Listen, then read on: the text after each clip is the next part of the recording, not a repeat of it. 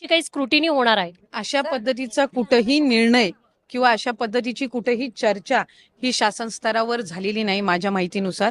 त्याच्यामुळे अशा पद्धतीची कुठलीही स्क्रुटनी किंवा फेर चौकशी किंवा कुठेही काही अशा पद्धतीची फेर तपासणी असा आदेश काही शासनाने काढलेला नाहीये. त्यामुळे विनाकारण कुणीही गैरसमज त्या बाबतीतला करू नये.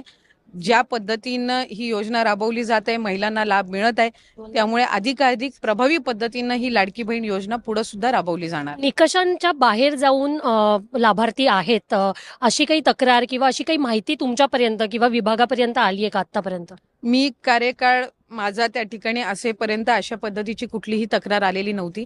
आत्ताही अशा पद्धतीची कुठली तक्रार या 1-1.5 महिन्याच्या कालावधीमध्ये आली असेल तर मला त्या संदर्भातली काही माहिती नाही.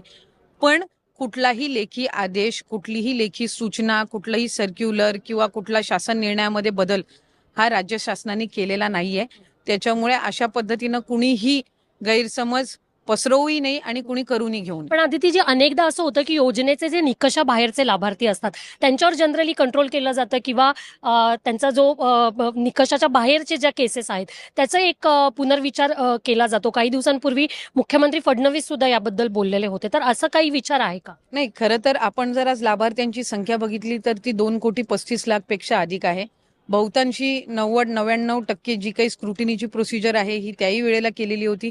बऱ्याचशा वेळेला डीबीटी आम्ही करत असताना जर एखादी कुठलं फ्रॉड आढळलं तर ते आम्हाला त्यावेळेला लक्षात यायचं आणि तशा पद्धतीनं ते डीबीटी थांबवलं जायचं. त्यामुळे स्क्रुटिनी समजा पुढं मागं जर शासनाने तो निर्णय करायचा घेतला तरी तो काही सगळ्यांसाठी नसणार आहे. एखादी जर कुठली तक्रार आली, एखाद्या जिल्ह्यातली जर काही ठराविक लाभार्थ्यांच्या संदर्भातली जर तक्रार आली तर त्या संदर्भातली स्क्रुटिनी करायची का नाही, कशा पद्धतीने करायची हा शासन त्यावेळेला निर्णय घेईल.